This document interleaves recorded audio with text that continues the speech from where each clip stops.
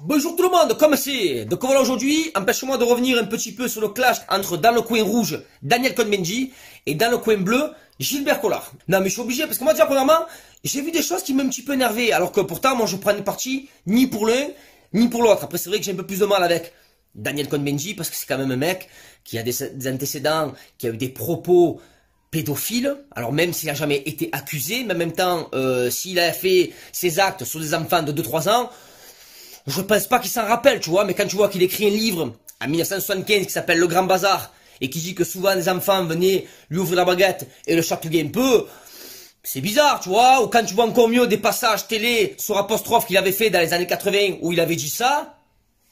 Il faut être honnête, sérieux. Un petit gosse. Moi, j'ai travaillé avec avant, les tout petits, là, les tout petits, c'est autre chose, mais avec des gosses qui avaient entre 4 et 6 ans. Bah, vous savez, quand une petite fille de 5 ans et demi, commence à vous déshabiller, oula, c'est fantastique. Donc après, je sais pas vous, mais moi, perso, je trouve ça scandaleux qu'un mec qui est dit ouvertement, qui s'était fait déshabiller par une fille de 5 ans, et qui avait trouvé ça fantastique, soit encore présent aujourd'hui sur des plateaux télé. Je veux dire, même moi, demain, si je veux choquer, mais jamais il me viendrait à l'esprit une seule seconde de dire, ouais, ben figure-toi que mon fils, il m'a tripoté un peu la teub. Jamais, gros. Faut être un peu psy dans sa tête, on est d'accord ou pas? Donc c'est pour ça que j'ai d'être très moi avec lui.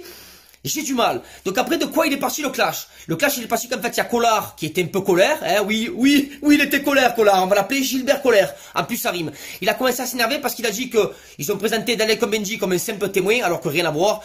Pour lui, c'était quelqu'un qui faisait partie du mouvement La République en marche. Et quelque part, il a un petit peu raison, parce que il faut savoir que Daniel Cohn-Bendit a activement œuvré, qui a participé à la campagne de Macron aux dernières présidentielles.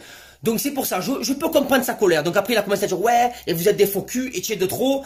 Ça a commencé à s'envenimer, et la première insulte elle arrive assez violente de Dany là, Dany le pédo, qui a commencé à dire ferme ta gueule, connard. Et regarde, je vais te mettre le passage, au moins tu pourras pas dire qu'on a inventé, je te mets le passage en vidéo. Monsieur Collard, Monsieur Collard, oui, c'est insupportable. Donc on est bien d'accord, j'invente rien. Tu as vu? Tu as entendu, hein? Tu as vu, c'est bien parce qu'à chaque fois je te montre du doigt l'organe que tu dois utiliser. Tu as senti, tu as goûté, tu as touché du doigt. On est bien d'accord que c'est Daniel qui a insulté en premier. Alors moi j'aimerais savoir, j'aimerais comprendre pourquoi tu as les journalistes qui s'acharnent uniquement sur Gilbert Collard.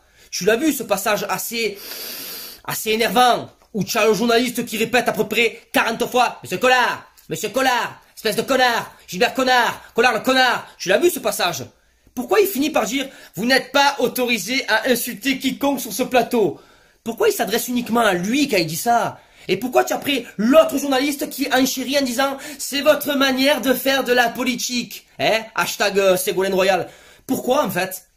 Pourquoi tu te permets, toi, journaliste qui doit avoir une certaine neutralité, hein, qui doit être neutre même on va dire les choses, pourquoi tu te permets de prendre parti pour Daniel en disant uniquement à Collard de se calmer? Pourquoi? Ça franchement c'est un truc que je comprends pas. Pourtant je te répète que moi je suis extérieur, je suis neutre, j'ai pas voté.